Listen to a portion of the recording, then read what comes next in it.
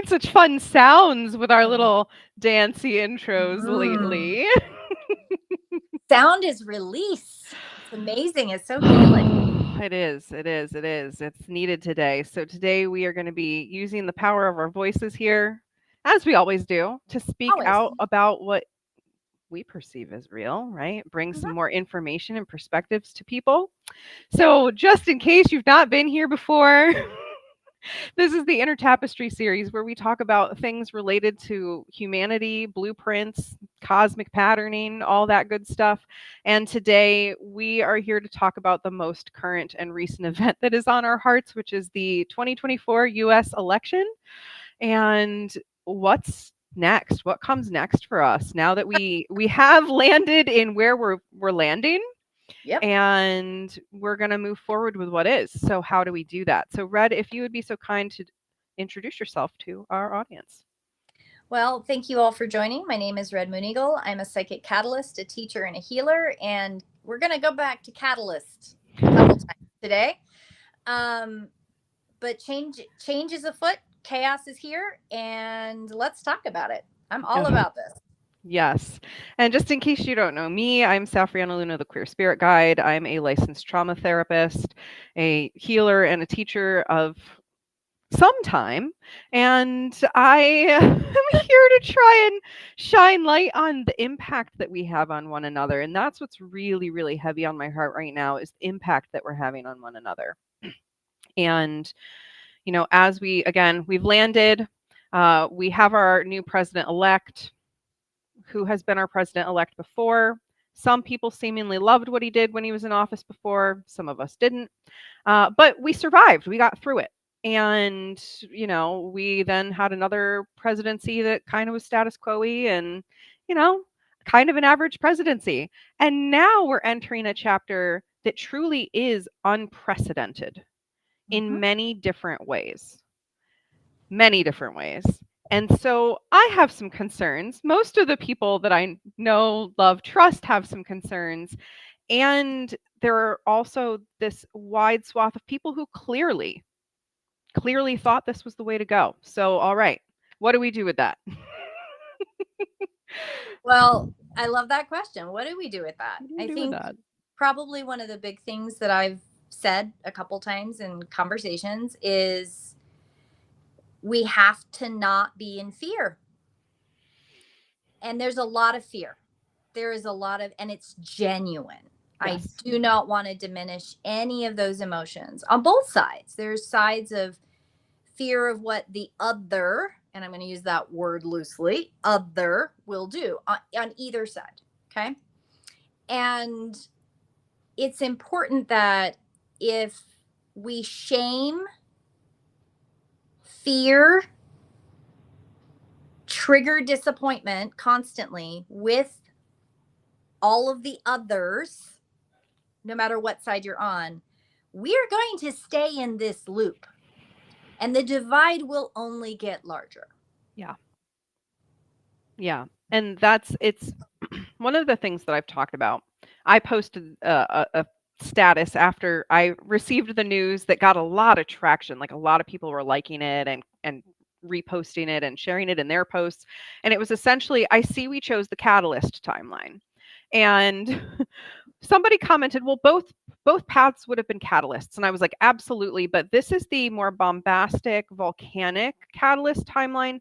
And here is the key difference. And I want to speak to it because of the fear piece, which Yes. is that this path, our new president elect, leaves all of the same people who were already feeling scared and marginalized, feeling more scared and marginalized.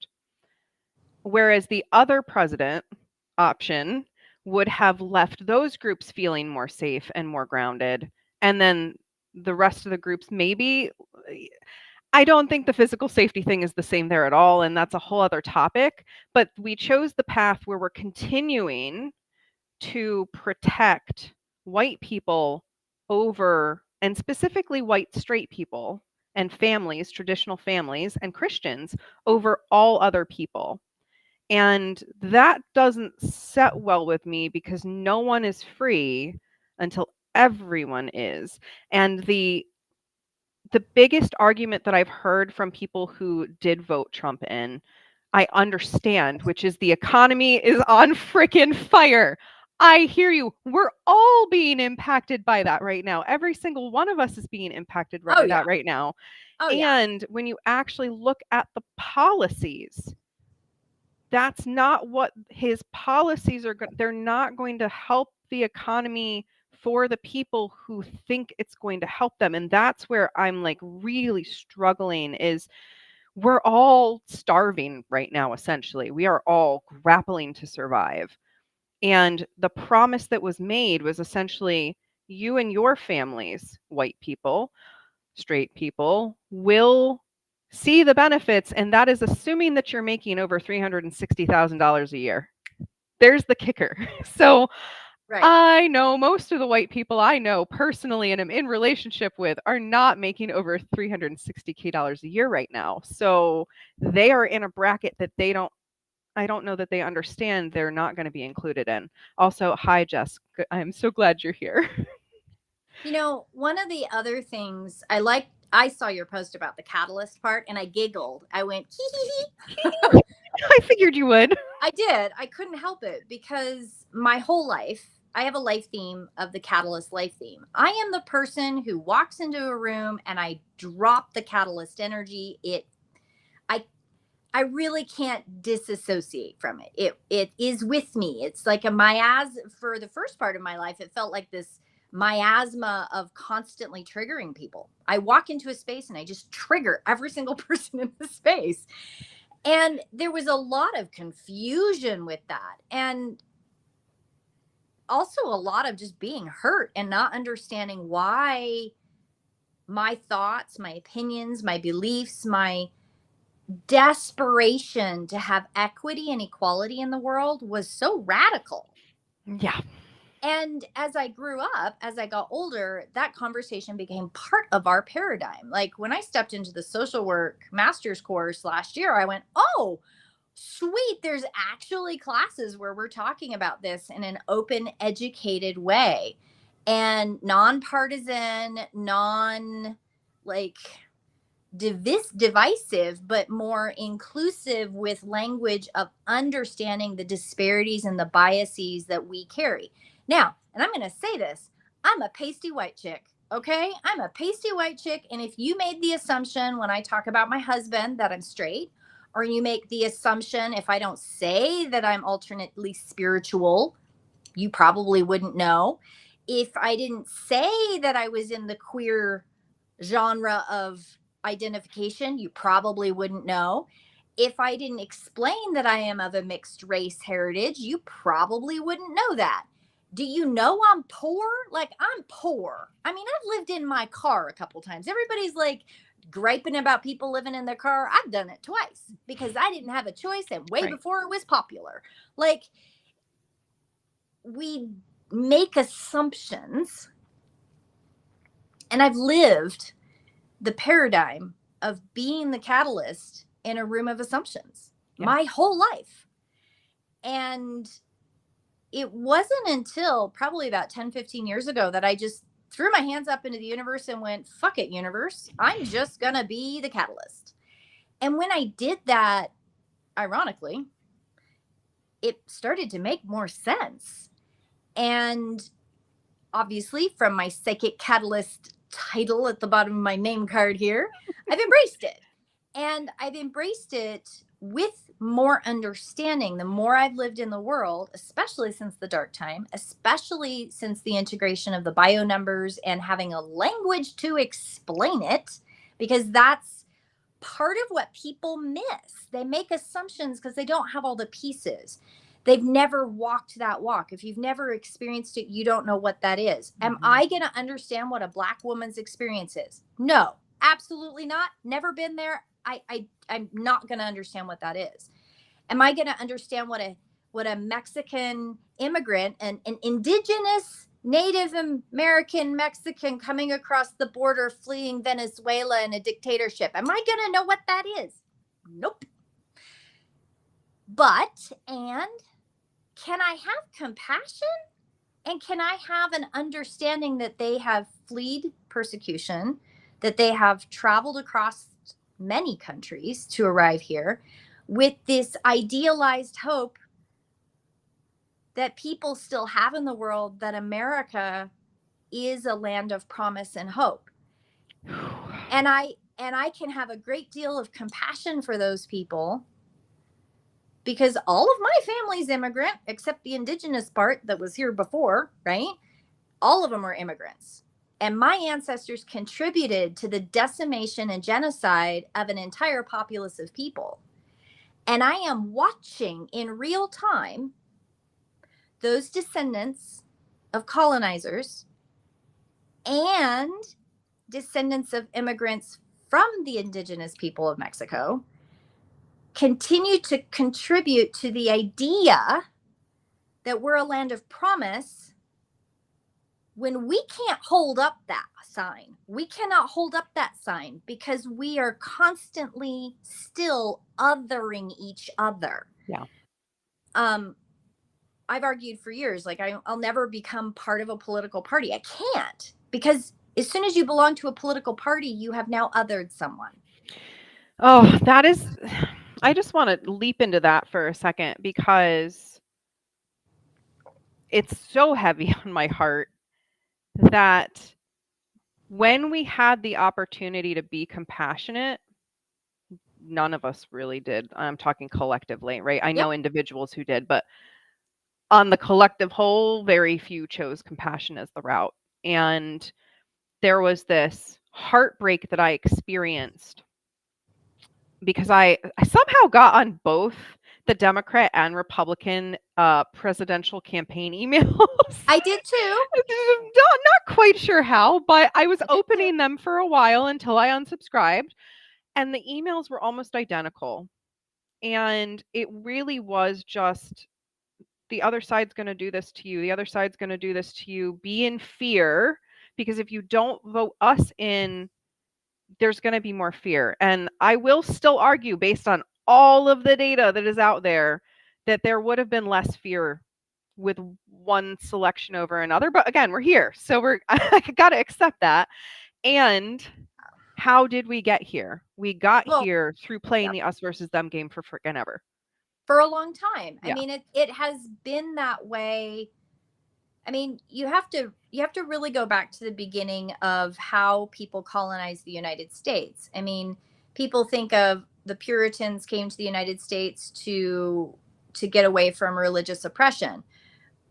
Well, okay, I'll go with that for a teaspoon of that. But a lot of it was, I want to get away and do what I want to do. Right. And it was a lot of, I don't like you. I'm othering you. Yeah. And I'm going to come here and now other someone else who's lesser than me. And that continued over and over and over again. And I do believe in many of the principles of our Constitution and our amendment rights. I really do. There are many of them that I fundamentally agree with, because in many ways, there is an inherent idea that there is a separation of church and state. There is an inherent acceptance that eventually it will all be equal.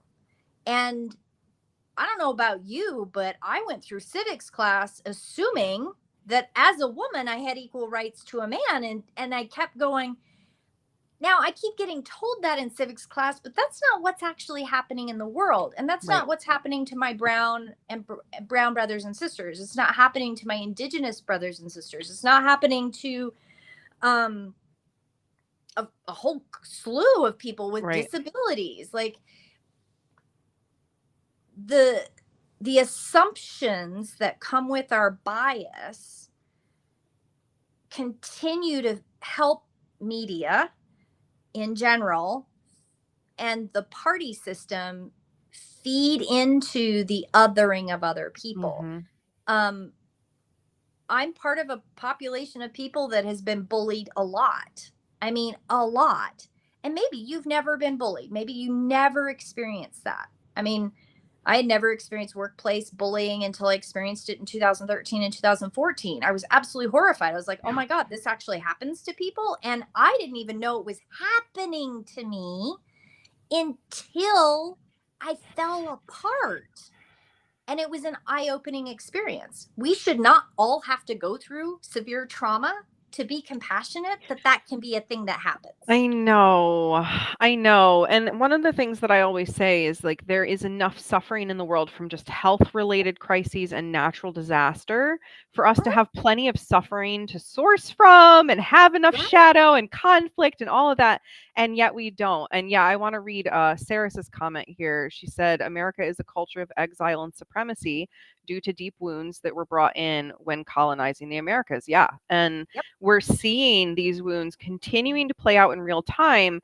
And a large swath of people, if you look at the statistics from this vote, a large swath of people who are willing to turn a blind eye to that continued history. And it's like just flabbergasting because I think it's our responsibility to get a wider view.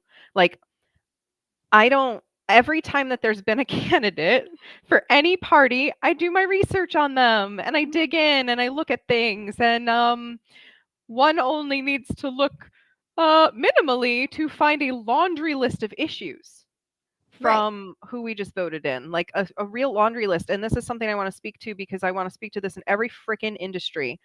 There's a narrative right now of like, well, don't talk bad about him. We're not talking bad about people who are doing measurable harm by bringing forward that measurable harm and pointing it out. And I'm working on an article right now that is talking about the healing industry and the gaslighting and spiritual bypassing and don't look there that happens in that industry. But this is a cultural issue of turning a blind eye to things and being like, well, we don't have those kinds of conversations here. We don't call out the issues. Grandpa, Grandpa Bob is problematic, but we don't talk about that because he's family. And like that kind of feeling here is like this, well, he's a white man, so he's family, so we're gonna no, absolutely not. And that's my issue right now. Yeah, and it's endemic. It's everywhere. There's no place that it's not seen. Um, and it's where, ironically, I think the neurodivergent population stands and shines. Like, we intrinsically recognize the inequity of allowing those behaviors to continue. Um, the other thing about this disparity is the assumptiveness of each of the other sides, right? Like, you and I are curious people, Safrianna. We go out and we go. One of the beautiful things that I was very excited about with the League of Women Voters is they nationally supported 411.org. And every single League of Women Voters group was assigned to go out to every single candidate and ask them 2 or 3 questions about whatever the issues were, whatever their stance was, and post it. And in the state of Montana, across the board, none of the Republicans replied. Hmm. I went to 411.org to be able to get a nonpartisan or partisan, depending on how you want to look at it, but I wanted to see every single candidate's view on these questions. I couldn't find the Republican answers. They weren't there. And well, not all of them. There were a few Republican ones. I can't say across the board. That's like a blanket statement. But there were a lot more liberal, independent, and Democrat responses than there were Republican responses. So then I'm curious. I'm like, well, I would like to know the answer to that question. There were 3 people that I remember. I spent 2.5 hours with my mail in ballot researching.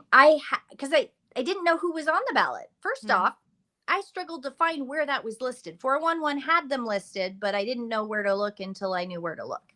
Then, and that's a problem with the website. Trust me, I've sent in emails because I have concerns. It should be easy, not hard. And I never did find answers to some of my questions on people that now have been elected into office. And my questions are, genuine and sincere. I would really like to know what your stances are on these things. Why are you not providing that to me?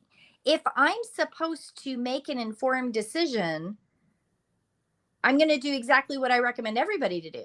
Go do your research. I'm not going to listen to the news media. I'm not going to listen to what people think these people believe in. I want to go read their thoughts. I want to watch, if I can find it, if I can find them saying what they mean and meaning what they say.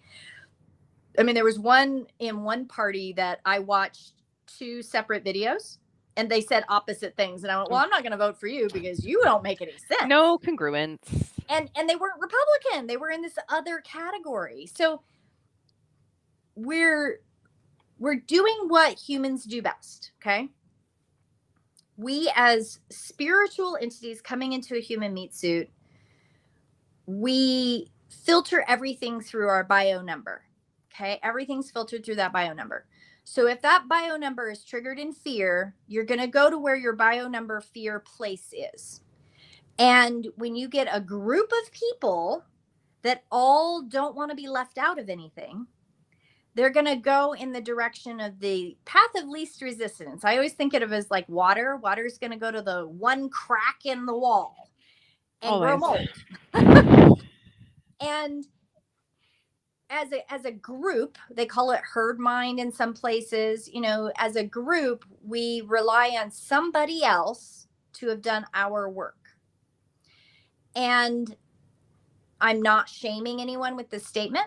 I am not despairing anybody. I'm not pitying anyone with it. I am acknowledging these are human behaviors. And I grew up with a father, my papa, who actively discouraged herd mindset. I was very blessed, and I know that. Not everybody was blessed with that. Yeah. And so instead of pitying someone and disparaging them for their choice, my perspective is, okay, you've made a choice.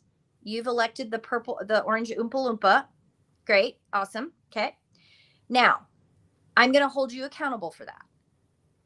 So if your ideals align with equity, with justice, with diversity, with equal rights for men and women, if you truly believe that anybody in the queer LGBTQ other brown community, if you really think that they deserve a voice, and you thought that the orange Oompa Loompa wasn't going to harm anybody, if you really think that you can hold to those values, I'm going to hold you accountable to that. I don't know that you're not going to turn me in. Yeah. But I'm going to hold you to it loudly. That was my question, is like, okay, if you are claiming you've made this, you cast this vote for the reasons you cast this vote, for the economy, which again, still questions about that based on my research of math and whatnot. But anyway, whole other thing. If that's really why you voted, and that's the sole reason, and you really are here for people like me that you claim are your friends, you are the first person I'm going to expect to speak up if this goes the way that the people who are afraid right now are afraid it's going to go. Yeah. And so that's that holding people accountable, because there's lots of people in the world very excited right now about this outcome. And I really want to believe and hope that a majority of those people are really just excited because they think that this is going to lift them out of poverty and end that suffering, and that it has nothing to do with how they feel about others. Right. Because I've built a whole brand on uplifting the others. Like, that's what I'm here to do. And that's my number one value. And that means also uplifting people who might be uninformed, or uplifting people who might not know better in something, to give them the chance to see another perspective. And if they don't want to see another perspective, then I know that they're not the kind of person I'm going to be friends with or have a relationship with if they can't see a nuanced side or make space for other people's fear. And we need to not give in to fear. It's like this really complicated. It is complicated. And I think there's some nuance here, right? Like, there's this knee-jerk reaction from those of us that are in the other category. We are in the other. And it would be very easy to make the assumption that voting for the orange Oompa Loompa means that you are for othering others. You are for oppression. You are for racism. You are for sexism. You are for taking away all rights, free speech.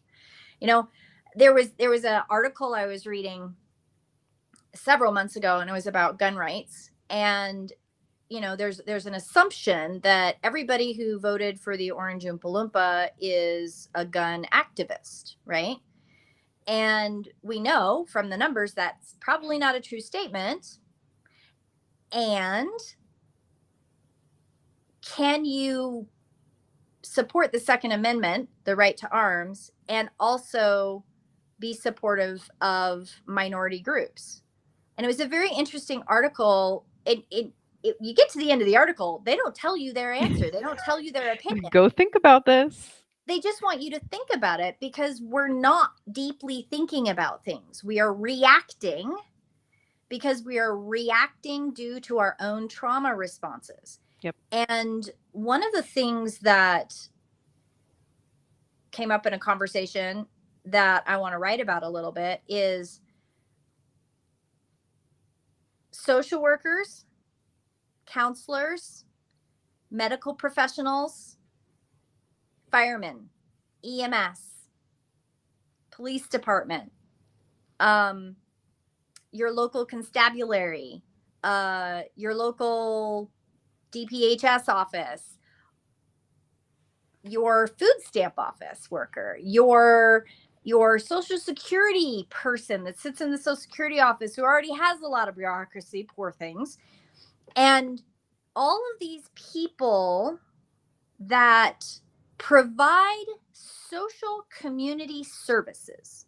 I am not talking about the perception of generational welfare families, which, by the way, is a complete myth. They have proven that.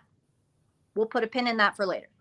What I'm talking about is public servants, not the elected officials. I'm not putting them on this pedestal. These are public servants. These are your secretaries when you go in and get your driver's license, right? I'm talking about the worker who is fixing the pothole in your neighborhood road, right? Like, these are public servants. There are a variety of public servants. There are assumptions. You're garbage man, public servant. Hello. Public services are things that we take for granted.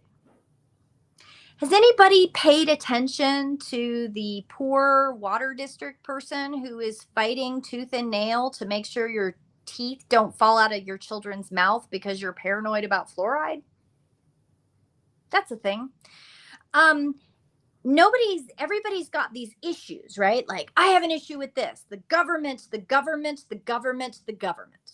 Okay. What we've done is we've said all of those public servants belong to the government. We have othered them. We have pushed them into a corner, and we have pushed them into a place that, whether they voted for the purple Oompa or the orange Oompa Loompa or not, we have now lumped them in a rock and hard place position. Because how are they going to provide equitable and diverse services for everyone when the paradigm is to be afraid of everyone? We're looking at this macrocosm of othering in party lines, and we have not done our homework, and we have not fixed our local communities. We have not created community locally. How the hell are we supposed to have a federal local alignment to the people that are actually living the lives when we don't do that locally? it Yeah. was actually something that I've been chewing on for months, and I haven't really understood how to bring it up. So I'm just going to start at the beginning and hopefully it makes sense. But I have a question. When you vote for your local city councilor, have you ever met them? Mm, I have not. I have Have met they? senators, but I have not actually met local, like local Okay. local. Yeah, local. Like your local ward, your local district, whatever. I haven't. Never seen them. They've never come to my door. I've never seen a poll on social media with my local Facebook city page. I have never I've never been polled for anything, which it boggles my mind. Like statistically, I would have been polled for something along the way. Nobody wants my opinion. I'm a catalyst. I accept this. Um, because my catalyst energy is so radical all by itself, right? The universal polls go, whoop, nope, we ain't stopping there. But this is a genuine question. We have all the technology. When you go to a job, I'll use a local company to Montana. They're like one of the biggest gas station companies in the state of Montana. They poll their employees. They might not pay attention to the poll, but they poll them all. They ask them questions, they send out questionnaires.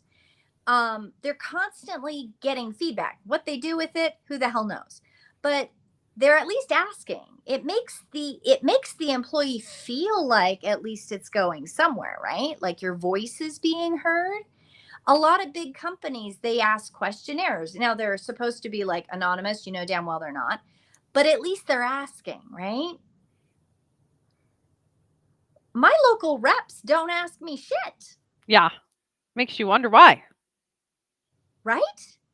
So if the culture locally is not to be involved, oh, we don't want to involve the moms because they've got kids. We don't want them to come to a public meeting because they have kids. Oh, we don't want to hold any kind of educational things during the evening when parents could come. We don't want to do anything in a central location like at a school where everybody could come to because their kids come there. No, we're going to hold it on the other side of the county in a random firehouse that nobody knows how to get to. Why?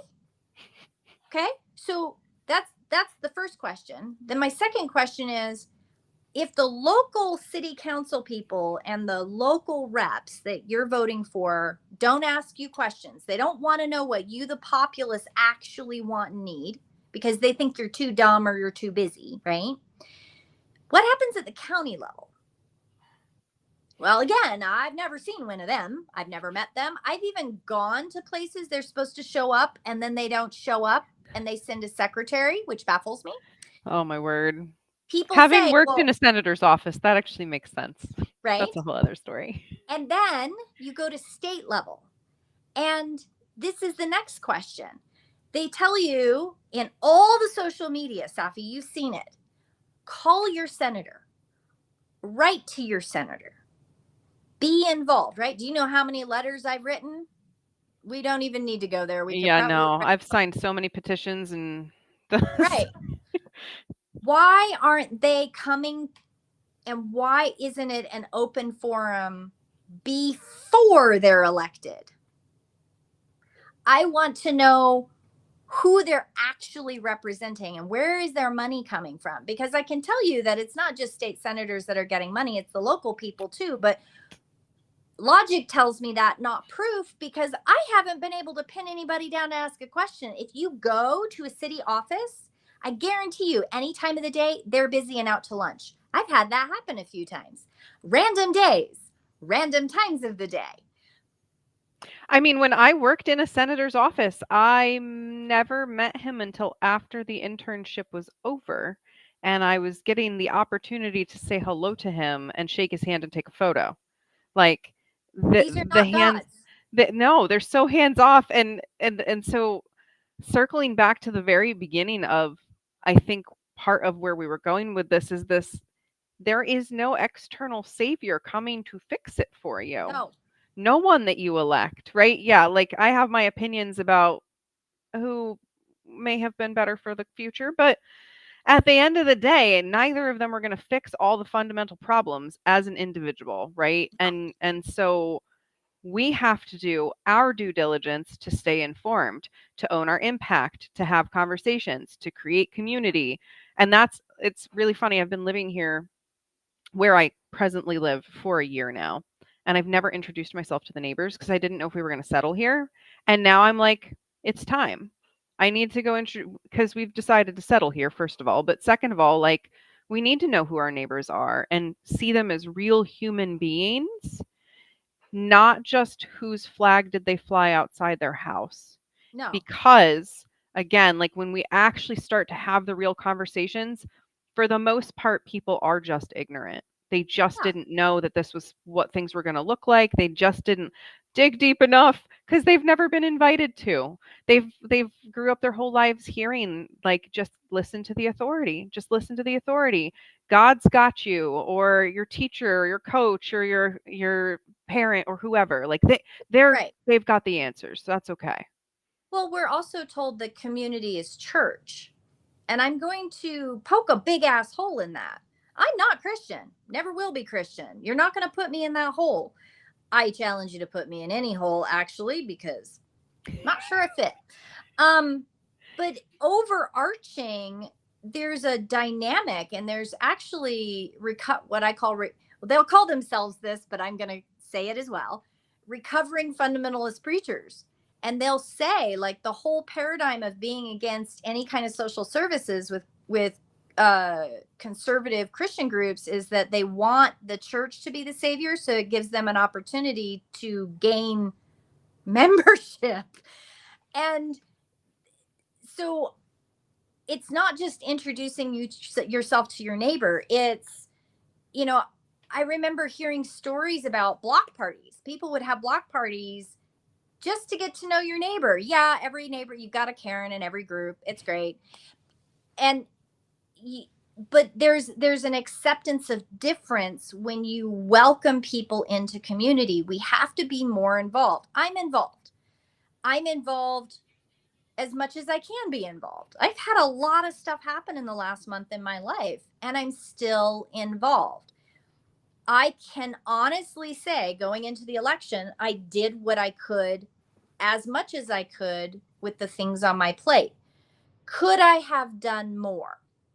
Okay, We can valid. always do more, and that's where we have to have a healthy cap, because we can Yeah, always do more, but it might self-sacrifice, it might burn us out, it might, like, really, really not go well. So yes, we can always do more, but that right. doesn't mean we should always do more. It's finding our balance. And it's finding community, because you're not supposed to be, I am not supposed to go out in the middle of the street with my queer flag, wave it around, and say, follow me, all the queer people. That is not what I'm supposed to do in the world. I mean, Right. that would be fun for a whole hot 5 minutes. But we're supposed to have community involvement. We're supposed to build relationships with all the different bio numbers and all the different ways they manifest, so that each one of us can carry what we can carry in a healthy way. Because in the metaphysical spiritual world, in the healthcare field, there's a big push right now about self-care, right? It's a big push. There's a reason for that, because we have been shamed, we have been put in this fear paradigm, and there are people that are tapped out. They're like, okay, you elected an orange Oompa Loompa again. Fine. Fuck you. I'm going to go back here and hide in my hole. Valid, because they haven't had the support from all the rest of us. Mm-hmm. And it's really one of those things that I would challenge people, that if you know somebody who's queer or gay or brown or has a different religious belief or a different sexual identity, and they're a family member, they're a loved one, there's a friend out there, guess what? You no longer have the luxury to allow one person to stand for everything you believe in. It's now your job to step up, find community, find equity and inclusiveness in your communities, because we have to start small. I agree, the Orange Oompa Loompa out as a president is not only embarrassing to the world, but also completely undermines so many of the things that we intrinsically, morally, ethically value. No matter who you are, you want people to be honest, you want people to be fair, you want equitable services, you want the rights to your free speech, you want your right to bear arms, you want your right to bodily autonomy, you want your right to good health care, you want the right to have a roof over your head and not have to sleep on the street. You want to not have to go paycheck to paycheck. You know, on and on and on. I don't care what party, what little mini group you belong to, we all kind of want those things. We all want to survive and live a life of integrity and decency, and like to be allowed to love the people that we love. And it is the fear of this is part of what I've spoken about on socials right now. And I had a great conversation with a friend who's an indigenous person yesterday. And I was like, I don't understand how we voted this way as a collective. And looking at the numbers of the majority of people who did vote, right? And she said, white women will unfortunately do whatever they can to maintain the little gains they've gotten. And it hit me so hard how true it is. Oh, yeah. Because when you have experienced, and I'm speaking as a trauma survivor and a white woman and so many other things right here, right now, like when you've experienced trauma and you've experienced oppression and you get a breath of fresh air, like you get the leg up, it's going to feel so good. Like, oh my gosh, I've got a little bit more capacity, I have a little bit more control or power in the situation. But kneeling in front of another is still not self autonomous, no matter what we might think. And No. so the invitation here, because we're already seeing it on socials, I'm already seeing photos this morning of white men standing out on streets with signs about how they own women now and women's rights are going away. If you voted for Trump and that was not the ideology that you ascribe to, it is on you to speak up To say against that, something. to say Yes. something like, we do not Yeah. stand with the supporters that are supporting this. We Nope, stand that's with your job. supporters that want the better economy and all. You get to stand in your values, but yeah, we're going to expect you to be speaking up against this harm, because otherwise it doesn't take long for it to look like the Diary of Anne Frank again. It doesn't take long. And I want to speak to that generational white woman gains thing because I lived that as a kiddo. My bio mom was very much like women's rights, women right to an abortion. Like she was all about that. But when I wanted to be involved, right, she was like, "Well, you talk a little too plainly. You're not really suited to this. Like, probably should just be quiet and just go get a job." And when there was something that happened in my life that was extraordinarily traumatic, it wasn't, do you want an abortion? It was, you will get an abortion. I no longer, in my own home, being raised by a feminist woman, have the right to process my trauma so I could fucking decide if I wanted the abortion or not. Right. And I did. I doubled down and said, no, I'm not going to do it. It might be my right, but then that means my right is to keep. Did I make the right choice? I have no idea. I can't take it back. It's the way it is. I have a beautiful son. And am I still going to fight for every single woman's right to their own bodily autonomy? 100%. Every person's bodily autonomy. I want to rephrase that. Every person's bodily autonomy. But this is the privilege of being the white woman who has the right to her body, then became a mandate to do something because it was available to do, to not embarrass the family and not go outside a Christian value of, I wasn't married. So I wasn't married and I wasn't going to marry my rapist. So because I wasn't going to do that, I should be forced to get the abortion, whether I wanted to or not. I was not asked. I was not asked. Yeah. And that is a trauma response of a white woman, Christian, who thinks she has a high moral value, right? She has good morals and ethics, right? Yeah. we have to stop doing this to each other. As women, we have to stop doing this to each other as brothers and sisters of many cultures and many races and many identifying factors. They're all over the damn place. It's like trying to chase cats on crack. They're everywhere. We all have a voice. We all have a story. It's always valuable. It is all of our experiences are here to share, to grow, to support each other, to learn and become better fucking human beings. We've got a long way to go. And that can feel daunting and overwhelming too, to realize, right? Like, I write a lot of content that calls people out. I do. And Yeah. that, again, that's part of my thing, is ownership and impact. And I talk about my own experiences of internalized racism and sexism and Yes. homophobia, because if I don't fucking look at it, I can't do anything with it. If you don't look into the 100%. shadows and get the information out, you can't change it. And so Mm-mm. we're all walking around with these legacy burdens in modern American culture, and it is on us to relieve ourselves of that burden and uncouple from it and bring it into the light and go, you know what? I don't want to have this instinctual response anymore. I don't want to think this way. I don't want to think this way and let myself keep thinking this way, right? That was like in my journey with racism. I didn't know racism was a thing until I moved to Maryland. So I grew up with no racism around my life because there weren't black people. And then there was one black family that moved in, and I befriended the little girl because we were in the same grade together, and I hadn't been introduced to racism. So there was I didn't see anything wrong with that. And then I moved to Maryland, and then I went to racist public schools and started to see it. And so that little switch just got flipped. And it was like, am I supposed to think that way? But I grappled with it, right? I was like, I didn't think this way before. Why would I think this way now? What is this doing in me? Yeah. And I continued to have friends and continued to grow in speaking out about those things and talking about them because I was willing to look at my shadow. And I have a much richer friend group that are authentic friends who know I didn't just sell them out because of Right. that. And Yeah. that's the issue. People probably feel sold out right now.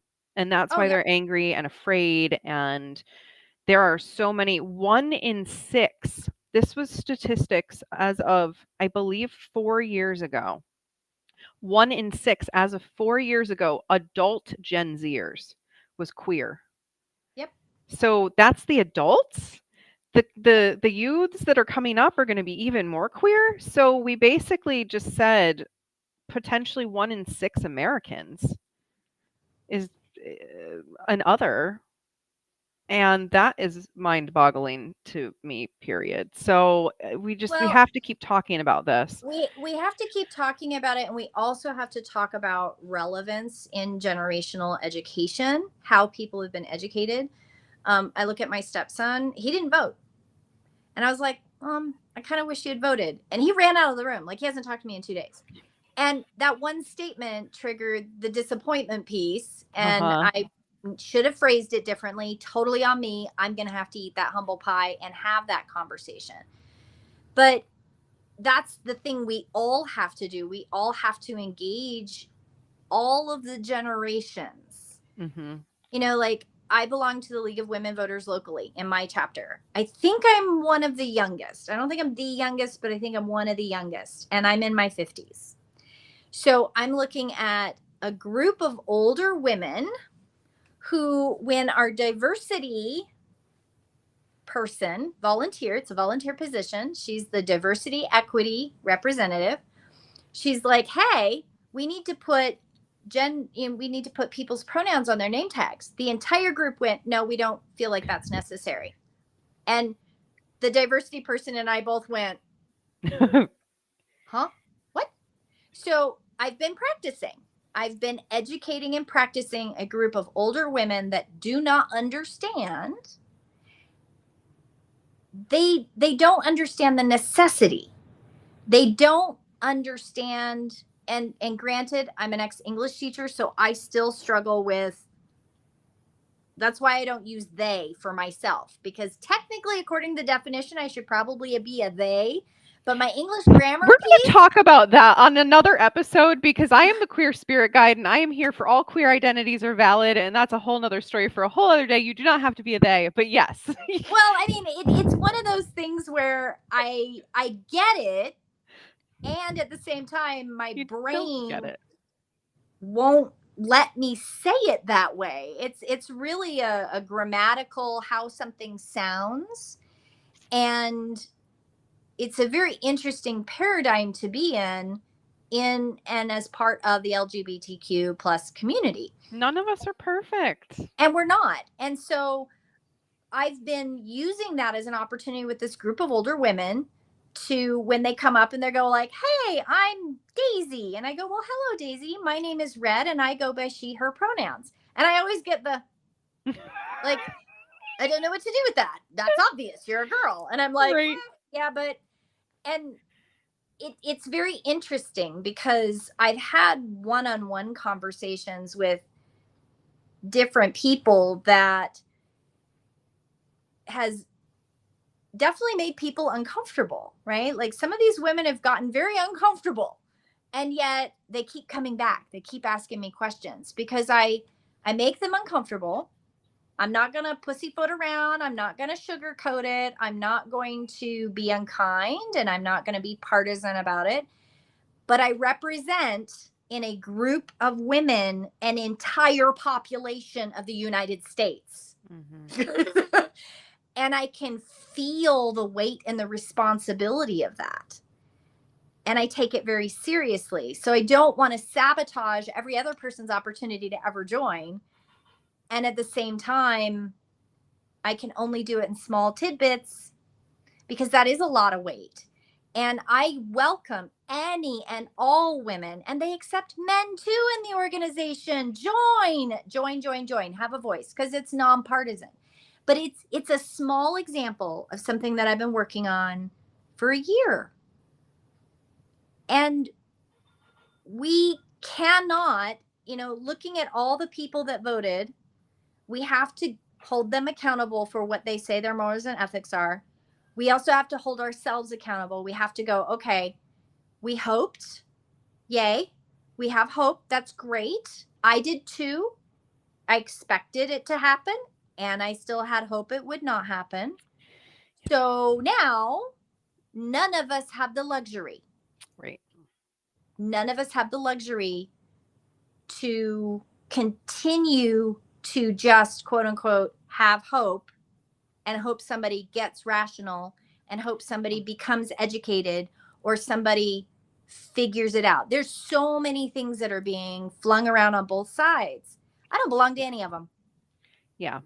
I don't belong to any of them. And I'm Yeah. not ever going to. I firmly, from my own personal perspective, think that we need to abolish all the party systems. I agree. We I think absolutely can't keep that just doing the needs two to be thing, but thrown in the garbage. we need something new. And the electoral college needs to go. Each Yep. person needs to vote. Yes. And there's more. Like, why do not women have equal rights in our amendments in the federal level, right? Montana's great. We voted to make women's right to their bodies part of our Constitution. Good job, Montana. 75% of voters went that way so far. That's amazing.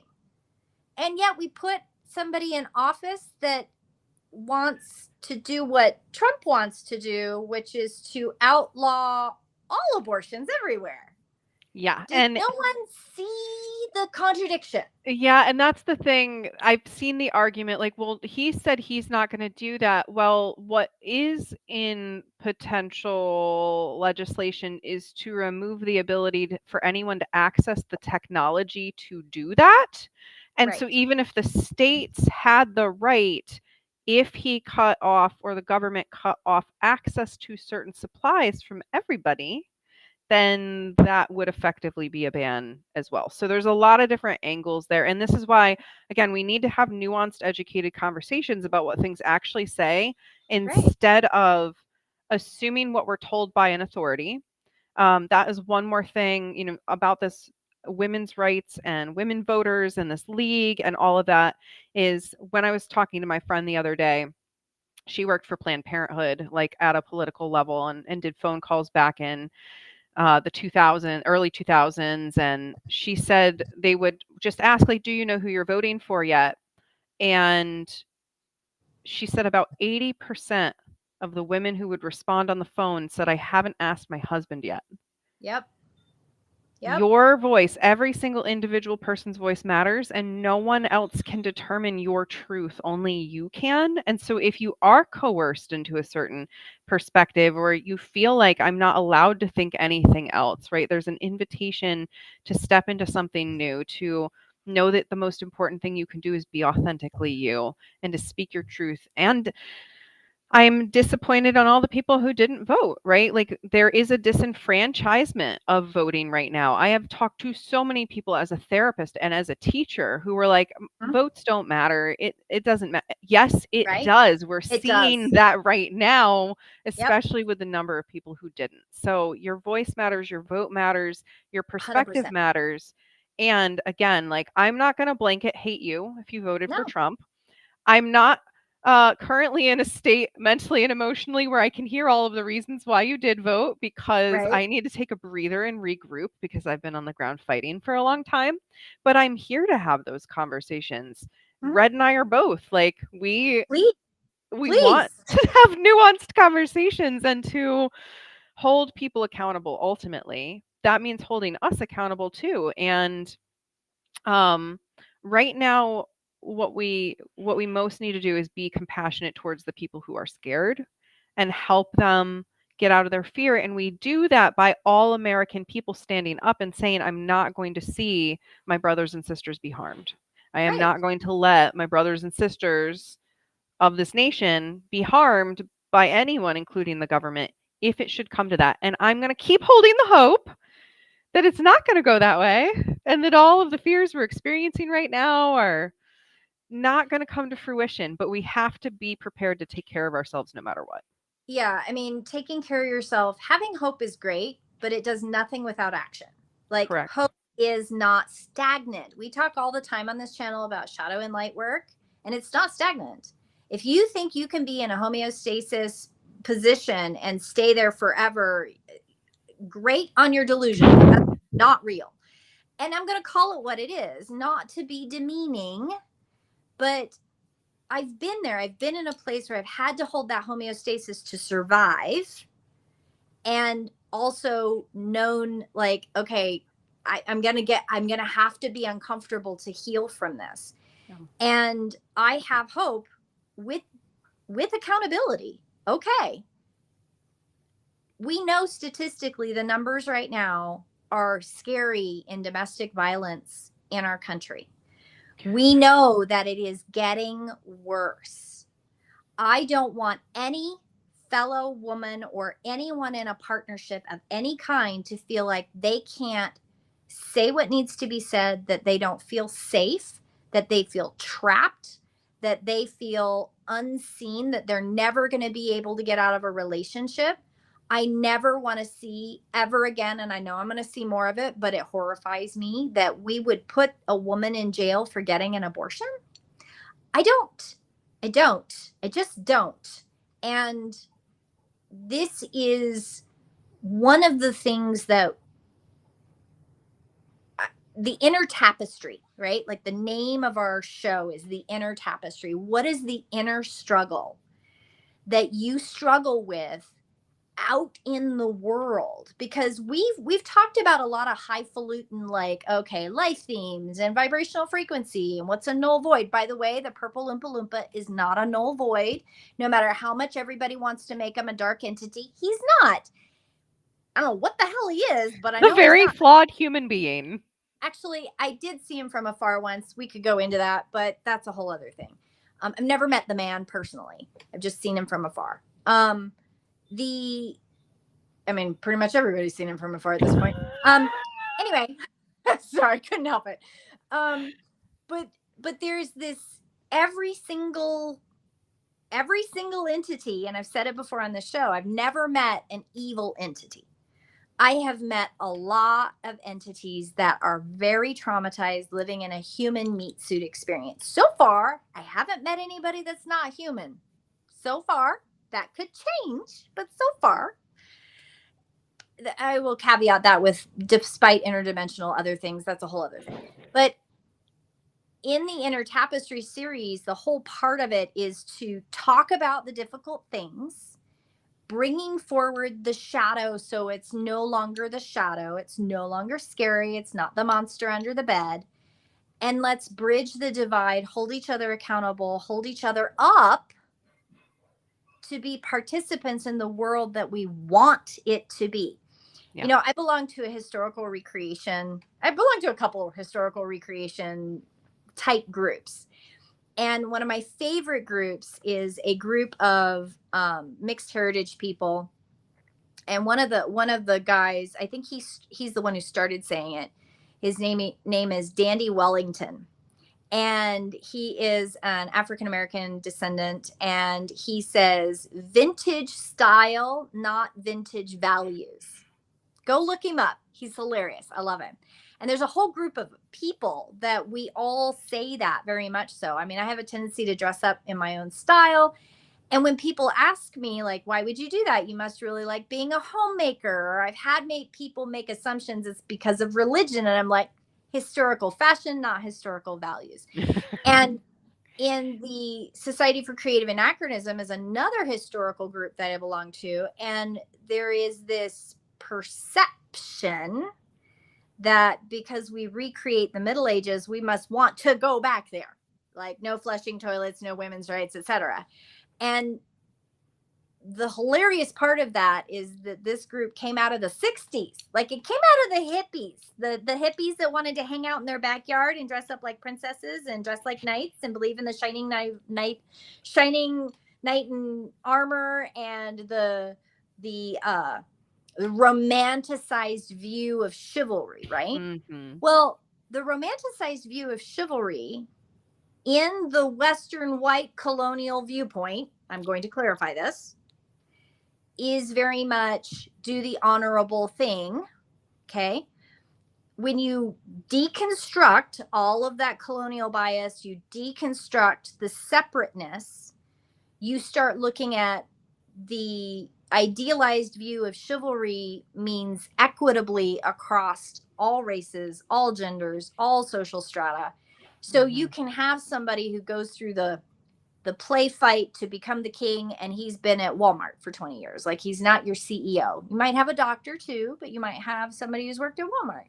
You know, like anybody can win is not a true statement, even in the SCA, but they pretend like it. And I get that because they're still deconstructing their white bias. I mean, they outlawed the swastika in the organization quite a few years ago because of the intergenerational racism that has been associated with that symbol. Because collectively, as a group of people, they got their head out of their ass, faced their white supremacy colonial bias, and went, we do not want to other people, even by accident. Yeah. We want to face it. Now, have they really faced it? Working on it, hopefully. They're working on it. I have things to say about that. But you can belong to an organization and you can still be involved and try to do better. And we have so many things about our United States colonial history that as a collective group, we're not facing it. We're not facing the things we need to face. And hence, we get a whole bunch of young guys standing out in the street with signs over their heads saying, not your choice, my choice. I'm going to expect all of you who say that you didn't vote for that to say something about it. Yep. And are you going to say something about Native American land being stolen by big oil companies? Are you going to say something about missing Indigenous women? Are you going to say something about the inequity in healthcare with Black women and childbirth? Like they're dying left and right because they're not being taken care of, because their needs are different genetically. Like we all have these differences and they're not bad. They're good. They're amazing. They help us all be unique and special and good with each other. Let's embrace that. Fingers crossed, right? And this is why, like, yes, there's a lot of people out there right now trying to stand really firmly in the love and light and like love your neighbor. And that's the only part of the narrative. So we are here to challenge that gently. Remind you that Yes. the other half of the narrative is the shadow piece. And it's Yes. the yes, love and light. And And we're doing harm here. Let's get it out of the shadow, talk about it, unpack it, and do better because whatever happens, we're in this together as we move forward. And it's, I don't want to end up in a civil war. I don't think well, there are some people that do want that because they glorify that idea and they think it's going to be fabulous cosplay. well, But I let's mean, not go there. well, and that's the other illusion. There's the play acting thing, right? Like I can belong to historical recreation groups and I admit that openly out loud and recognize that there are problems, right? I lived in the South for a really long time. And unfortunately, the South, even with some of the things that over time kind of helped pull the culture of the South out of this, not completely, but tried as a collective, we tried to help each other to come out of this place. And it took a lot. I mean, my parents were teens or young adults in the 60s. My papa watched it happen. Granted, I think he watched some of it from Europe because he wasn't even in the States, but he was very pro equity, pro equality. And he still had his own views. And I would make comments and he'd go, well, have you thought about that? Right? Like there were some things that to this day, I don't really know what his opinion was. He would never answer my question. He would just ask me another question. Well, have you thought about that? Here's a book to read. Because he wanted me to have my own opinions. Yep. He wanted me to have my own thoughts. And in the South, there is a subculture of romanticizing the Civil War and romanticizing the Confederate fight, we're the underdog fight, and not a lot of actual deep diving into the continued endemic racism that promotes. Mm-hmm. And it's a very strong subculture. And unfortunately, it's something that if you look at things on maps, you're going to have to start looking at that with some real no longer rose-colored glasses. You're going to have to get uncomfortable. And I want us to have these conversations as spiritual entities in meat suits. We all have one. We all have one. Nobody's gotten away from it. We all live in and on Mother Earth's ecosystems, in and within them. I don't care if environmentalism is your hot plate. I don't care if it isn't your hot plate. I don't care if you want to call it building the economy and not ecosystem balance. I don't care what you want to call it, but we all live here. So far, I haven't met anybody that's figured out how to escape.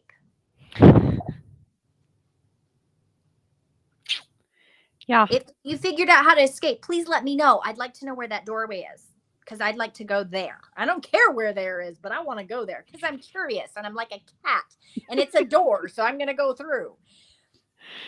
I mean, we are in this together in the same planet with the same wants and needs.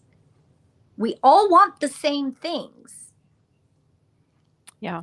And I want to really acknowledge all of those people that are hurting right now, that are looking at somebody who's been elected by a majority. We can concede it was by a majority. And that majority says the person who is in an unsafe relationship with a man or a woman will not be able to get out because they're not going to be heard. They're not valid. A person who has deep financial insecurity is not going to come out of this. That man can't even balance his own checkbook, and he wants to balance the country. Just saying. the inequity of how this person deals with bigger countries, and we're not even managing our own house very well.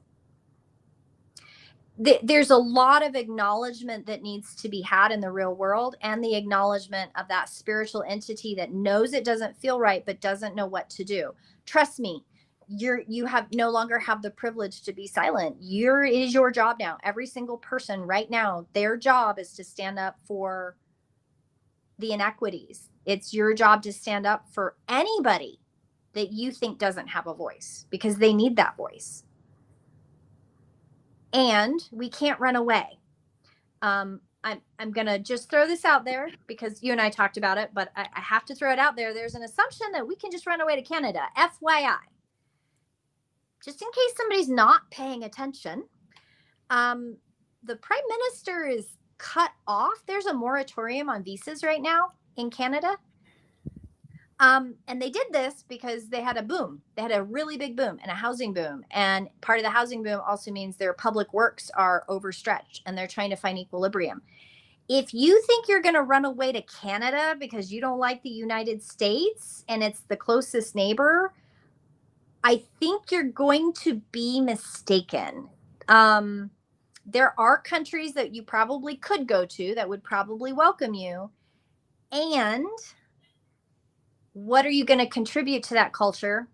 You can't go there and hide, because this will follow you, because this doesn't happen in a vacuum. No, this is, the way that I ultimately describe it is that all of the shadows have come to the surface. There is no Yes. avoiding or denying them now because they're so in our face. And if we try to run away from it, if we have the means to run away from it, right? We have the money to up and move to another country, it doesn't stop that issue from happening to other people, or that it's happening collectively. And then how do we feel about that? Like, compassionate people aren't genuinely okay with other people still being harmed, even though they themselves aren't being harmed right now. Like, that's the kicker. And I think that's why so many people don't want to be compassionate, because they know that true compassion is a two-way street, and they're afraid that if they're compassionate to someone else, that compassion is going to be lost for them. They're going to lose out on something. And that is false. We build more in community. We are more capable together than we are separate. And yeah, we could talk about this literally all day. So we're going to begin to bring it back home. I think one of the things to bring it back home to is get involved. If you feel helpless, hopeless, despairing, if you feel wrung out, unsafe, there's a lot of safe conversations going on. Find safety. Always find your safety. I want you to find safety. And hold the people around you accountable. I'm not going to unfriend somebody on my social media because I found out that they voted for the Orange Oompa Loompa. I'm not going to unfriend them. I'm going to hold them accountable. Yeah. Yeah, because see, that's that my was job. my discernment was, oh, do I actually know you, or is this just me figuring out the kind of ideology that you might have, and I've really never spoken to you before, and I don't have the energy or the spoons to give you my labor, so I'm going to unfriend you. But if we genuinely have a connection, you are my person to try and have this discourse with. You are my person that I am here to help see another perspective of inclusion and impact, and again, that none of us are safe if No. only some of us are safe. And white women, you're Right. not safe. No. Go look at the pictures of Texas right now. Like, Yeah. Texas, one of the universities down there. If you think you're safe because of the choice you made, think again. Yeah, you're not safe. And I will say that I'm a bit of a radical. I've been radical my whole life. I will admit that. I'll fall on that sword. I have been the open-minded, radical catalyst my whole life. I can't keep my mouth shut. I'm just going to say the thing. And I'm not ashamed of it either. Sometimes I kind of wonder if maybe that hurt a little too much and I should have said that a little differently. I'll own that. I'll totally own that. But I will wear that star that you have just pinned on my breast, and I will wear that with pride, because that means it's in your face and I'm going to hold you accountable. I will do that. And I will also recognize that not everybody can do that, and I'm okay with that. I want my people to be safe. But I also know that I look like I have privilege, so I'm going to use it. I'm That's going to manipulate the That's fuck out of that. exactly it. I'm like, I am a white person and I also have other intersections of non-privilege, but I don't spend my time going, well, I can't help because of my I have some, so I'm going to use what I can. If you have any privilege right now, Use it. you are being initiated into trying to use it in a different way than you maybe have in the past. And that was the other thing. We're pulling it all back full circle. Many of you feel initiated right now and you're not happy about that. And I Welcome. totally get it and hear you and welcome. And we didn't hope for this, right? Again, going No. back to that hope, but here's where we're at. So we're going to do what we can do. If you are tired, if you are worn, if you need a break, if you can't fight the fight right now, if you can't hold people accountable, that's okay. Sit down Mhm. and rest and take care of you, because the most important thing we can do is resource ourselves right now so that we can do something. And, I saw so many people literally like watching videos of Gaza and being so depressed and so Mhm. demoralized that they then had to lay in bed for days and days and days and couldn't function because they'd Yep. seen such atrocities. Yep. That's not taking care of yourself and being able to have an impact. It No. is it is giving, like, it's working as intended, honestly, because they want you to have no power to do anything and fight back against atrocities. So the activism is in pleasure. The activism is in rest. The activism is in taking care of you in a way you've never taken care of you before, so that Yes. you are grounded, resourced, and able to have the impact that you're here to make. Nothing else is expected of you. Like, you're not here to make an impact that's not yours to make, but you are here to have an impact. So let it be the one that you came here to make rather than one that's out of fear. That's the invitation. And you're not alone. There always will be community. And that doesn't have to be along a party line. It doesn't have to be an othering group. We've got to reframe. We've got to reframe this, guys. And the only way we can reframe this is from a self-healed place. And that's not going to be in a straight line. Mm-hmm. I mean, all of this last week, last 3 weeks actually. Oh, I mean, trigger central. I'll own that 100%. I mean, I told Safrianna before we joined, I was like, I woke up this morning going, I don't know what spoons I have. I don't know what we're going to talk about, because I wasn't sure last night what I had it for. But I woke up this morning and I had the fire, but it's not always there. And I know that you Yeah. have to take care of yourself. The inner tapestry of the light and the shadow, that's what we work on here. And we're real about it. We're going to untangle it. And we will do as much as we need to help you find that community. I know Safriana's got resources. I could find some. I'm not really good at that, but I can find some. I can try. But we have to do ourselves, find our voice, and find the community where it's safe to have that voice and support each other. Yeah. We can't do it all. Safrianna cannot hold the world. I cannot hold the world. I don't even try. I'm just trying to like get people to do shit. Just do shit. Please do shit. You're trying to catalyze as you do. Yes. So, friends, if this is your first time tuning in, again, this is episode 20.